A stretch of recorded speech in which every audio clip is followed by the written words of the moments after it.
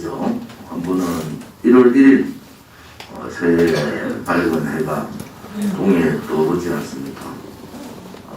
두 번째 새해는 우리의 고유 최대 명절인 설날입니다. 설날에 조상님들을 모시고 가족들이, 친지들이 모여서 그동안 있었던 1년간을 평가하고 또 내년에 무엇을 할 것인가에 준비를 합니다. K-방역이 얼마나 조급한가, 얼마나 허군가라는 것이 설날 명절날 직계가족 5인 미만, 5인 이하 모이도록 했잖아요. 하루 만에 뒤집었습니다. 하루 만에. 정말 화가 나는 거예요. 지금 설날 명절날 왜 가족, 친가족조차도 직계가족조차도 못 모이게 했느냐. 두려운 거죠.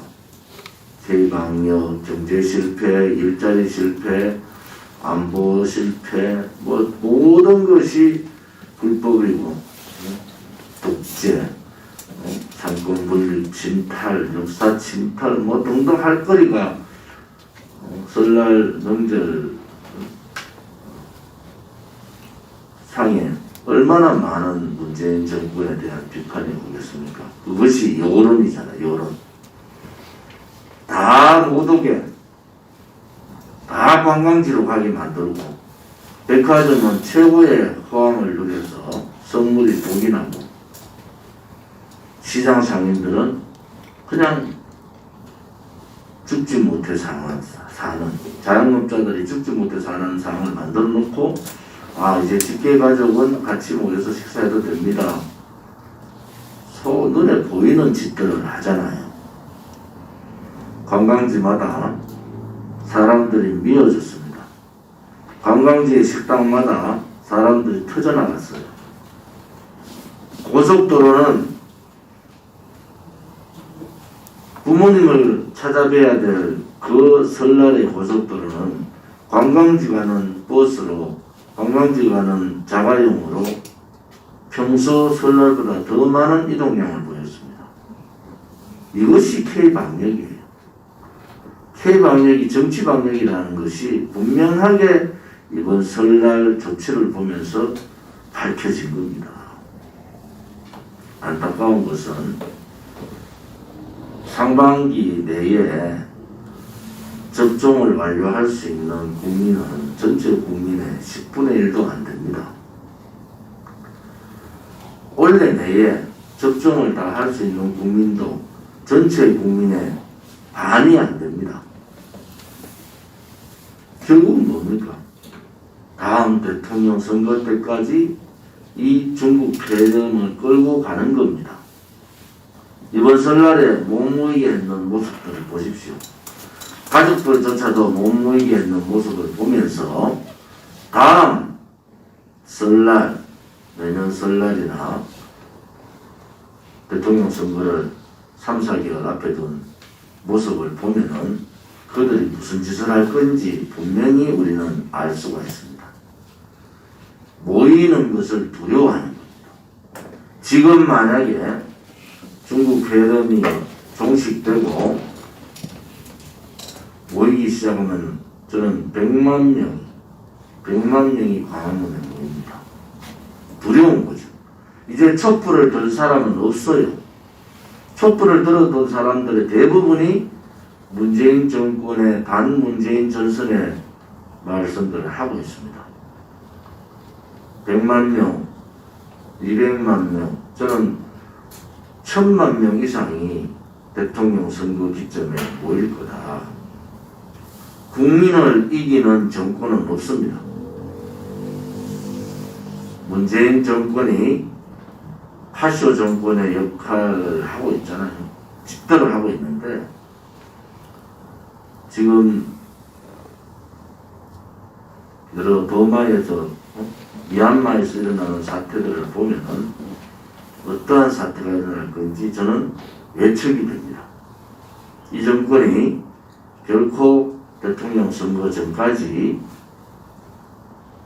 중국 폐렴을 종식시키는 일들은 없을 거다. 우리 공화당은 거기에 대결을 해야 됩니다. 여당이 김종인이라는 소위 좌파 지식인, 독일에서 공부했는 사회주의 경제를 추앙하는 김종인 좌파 학자의 도움을 받아서 재난지원금을 줍니다. 3차 재난지원금을 9조 3천억을 줬는데 그보다 더 많은 재난지원금을 3월달에 거의 갖다 부을 겁니다. 무엇을 말하는가? 포퓰리즘 정책을 보수 우파가 막지는 못하고 동조해 버리면서 국가의 곳간을 거덜내고 있습니다. 이제 좌파들의 포퓰리즘은 국민의힘 정당에서는 말을 할 수가 없어요. 지난 총선 때 더불어민주당이 1,000만원 주겠다, 1인당 100만원, 한 가구당 100만원 주겠다고 얘기했을 때 한 가구당 200만원, 개인당 50만원 주겠다고 떠드는 사람들이 지난 총선을 망치는 겁니다. 재난지원금도 주는 사람이 혜택을 다 보는 겁니다. 문재인 정권이 혜택을 보는 거예요. 거기에 동조해서 세상이 어떻게 돌아가는지도 모르면서 포퓰리즘에 동조하는 좌파 김종인 영감이 있는 한 국민의힘은 더 무너집니다. 결국 과정과 절차를 무시해버리지 않습니까? 김종인 비대위원장은 지금 하는 행태들은 과정과 절차를 무시하고 결과만, 선거만 이기면 된다는 생각은 좌파 사회주의 빨갱이들하고 똑같은 생각이잖아요. 그래서 나라가 망해가는 거예요. 국민의힘에 의지 있는, 용기 있는 사람들이 있더라도 비대위원장 눈치 본다고 한마디 말 못하고 있는 거예요. 그 사이에 청문 일절안이는 반토막이 아니라 4분의 1토막 냈습니다. 실업자는 150만 명, 취업자 수는 마이너스 100만 명이 된 거예요. 통계상으로 통계청장 바꾸면서 국민들을 숫자로 속였던 문재인 정권이 계산 잘못해서 해가지고 12월달 직업이 힘들어지면서 1월달 사태가 벌어진 겁니다. 60~70만 개의 새똥 치우기, 교통안전, 빈교질, 물고기 등등 이러한 시니어 알바 일자리가 60~70만 개가 사라졌어요. 그러니까 바로 대한민국의 일자리 대란이 난 겁니다. 홍남기 부총리라는 자는 또 공공일자리, 공기업 일자리, 알바 일자리를 소위 말하는 3개월 알바 일자리 90만 개 만들어서 또 일자리 거짓말 하겠다 공공연하게 얘기합니다. 국민 여러분, 일자리는 다 망한 거예요. 이제 똑바로 아셔야 됩니다. 3개월 알바 일자리는 박근혜 정부의 일자리 계산에 들어가지도 않았어요. 그런데도 50만 개, 60만 개 새로운 일자리를 창출했습니다. 박근혜 정부 때 하고 문재인 정권 때 얘기하면은 소위 말해서 200만 개의 일자리가 사라진 겁니다. 전체 600만 개 일자리 중에서 200만 개의 일자리가 사라진 거예요.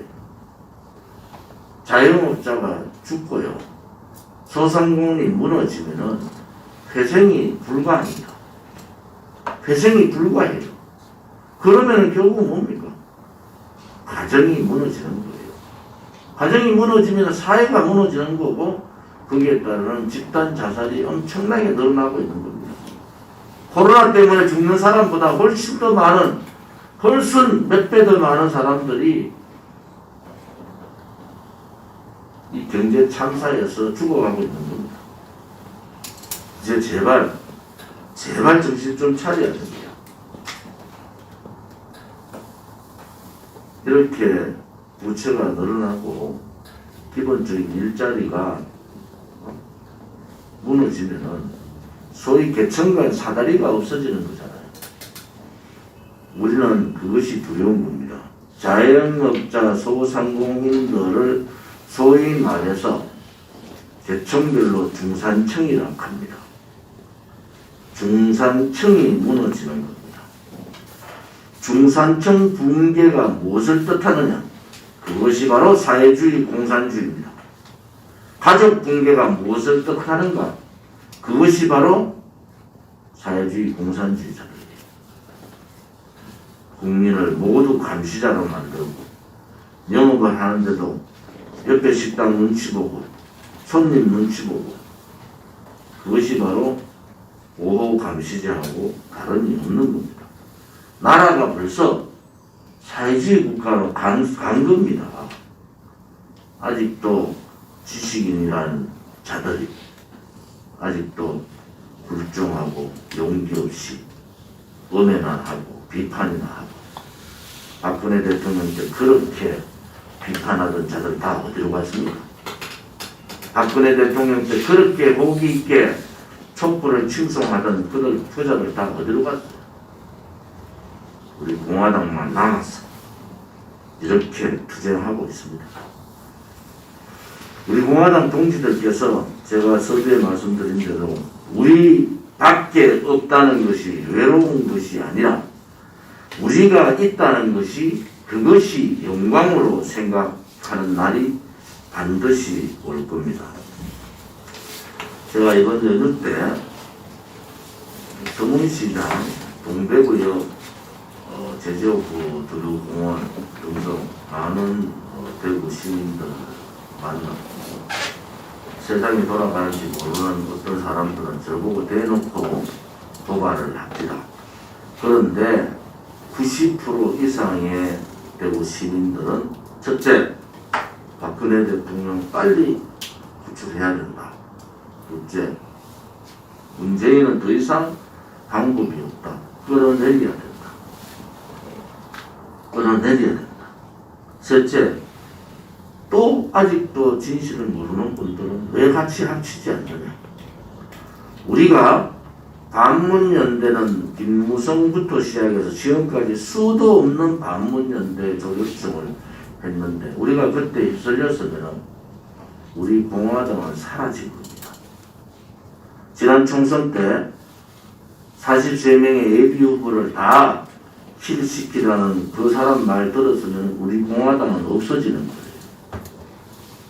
정신을 차려야 됩니다. 우리 공화당이 이렇게 버티고 있는 것은 동지들의 희생, 동지들의 애당심, 애국심이 있기 때문입니다. 또 하나는 각 서명대에서 기본적인 방침들을 잘 모르는 분들이 계세요. 서명대, 지금 오늘 대강 보니까 당협 서명대, 당협 단체 뭐 이렇게 구분하는데, 당협 서명대가 그 전에 서명하신 분들하고 당협 분들이 같이 모여서 하는 서명대가 가장 많습니다. 91개 중에 그 60개 가까이가 되는데, 당협이 구성돼서 하는 데가, 당협 독자적으로 혹은 당협 서명대 같이 하는데, 원칙은 뭡니까? 주체자가, 어떤 서명대에도 주체자가 있는 겁니다. 어떤 행동을 하더라도 주체자한테 물어보고 해야 됩니다. 주체자가 서명대를 하고 있는데 마음대로 와가지고 주체자가 하고자 하는 길하고 다른 방향으로 가는 것은 맞지 않습니다. 그거는 당대표도 그렇게 하지 못해요. 저도 서명대 가면은 제가 마이크를 잡으려면은 주체자한테 제가 마이크를 잡아도 되겠습니까? 여쭤봅니다.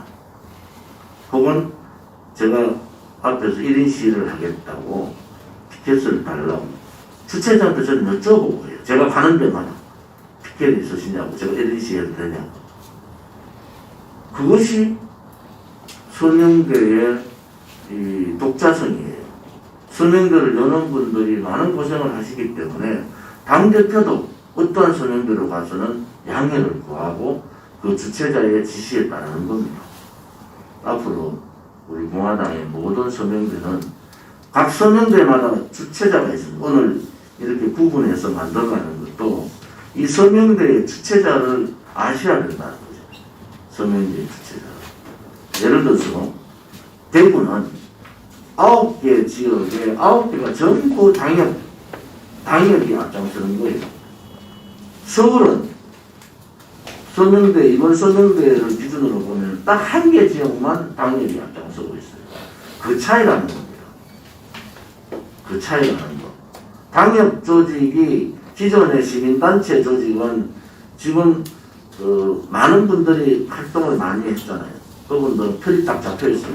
그러면 어디 가서 도와주기도 하고 또 당협이 없는 지역에 가서 서명대 운동을 하고 그래서 당협이 최우선으로 가는 겁니다.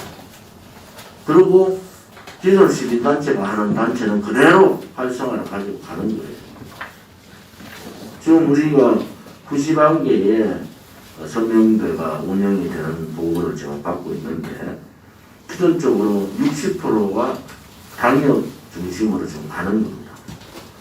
시민단체 분들이 하는 활동들은 대단히 뛰어난 활동들을 하고 그분들이 모여가지고 20명씩 모일 필요가 없다. 나눠가지고 당협이 구성되지 않은 지역에 도와주고 또 새롭게 당협에서 체험하는 데 도와주고 이런 역할들을 지금 잘하고 계십니다.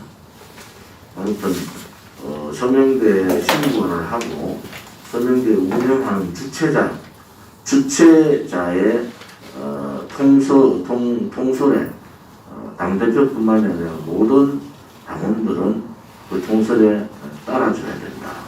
그래야지 이 절차가 또 책임성도 거기 만약에 신고한 사람 그 주최자가 만약에 서명대 하다가 무슨 불상사가 생겼을 때 책임은 누가 지느냐? 신고한 주최자가 책임을 지는 겁니다. 그러니까 주최자를 존중하고 그분의 뜻에 따르지 않으면 안 되는 거예요. 그런 부분에 있어서는 지금까지 그렇지 못한 부분이 있으면은 오늘 그 얘기로 그렇게 좀 해주시기를 바라고요. 또 하나는 이제 크전 선생님 오셔서 말씀하신 대로 우리 공화당 그 우호적인 우리 공화당 유튜브 이제 방을 만들어서 좀 유튜브 분들이 분산해서 새로 서명대 하는 데라도 좀 가서 격려하고 그 소식들을 알려주고 집중하기보다는 한 곳에 집중하기보다는 좀 분산해서 서명대 활동을 하는데 좀 도움을 주십사 하는 바람입니다. 자체적으로 유튜브 대표님들이 우리 당을 위해서 기왕에 힘든 일들을 하시니까 그런 일들을 좀 잘 자체적으로 좀 해주시기를 바랍니다. 전국에서 연휴 기간인데도 2,000명 넘는 당원들이 들어오시고 8,000명 가까운 서명을 해 주셨습니다. 서명운동을 해주신 우리 서명단장님, 또 시민단체분들, 또 당협 위원장님들, 조직위원장님들, 또 서명대에 오셔서 제가 대구 예를 들면은 모든 서명대가 그냥 그 자리에서 김밥 먹고 그냥 빵 먹고 이럽니다. 이 겨울에 제가 미안해서 돼지국밥이라도 같이 먹으러 갑시다 이래도 아이고 한 사람이라도 놓치면 안 됩니다 하고 버티고 계셔서 마음이 많이 아픕니다. 서명대 하시더라도 건강을 해치면서 하시면 낫습니다. 앞으로 갈 길이 짧으면 짧고 멀긴 멀다 보면 멀기 때문에 다 같이 해주시기를 바라고요. 오늘 월요일 날은 합법에 대한 강의가 있습니다. 오늘 강의가 뭐죠? 소개를 해드리죠. 오늘 4시에 우리 공화당 라이브를 통해서 하는 것은 정보통신망 이용 촉진 및 정보보호 등에 관한 법률 개선이 지금 25개가 개선이 나와 있는데 그 가운데 가짜뉴스라는 명목으로 어떤 그 정보통신망에 대한 통제를 굉장히 강화시키는 그런 개선이 나와 있습니다.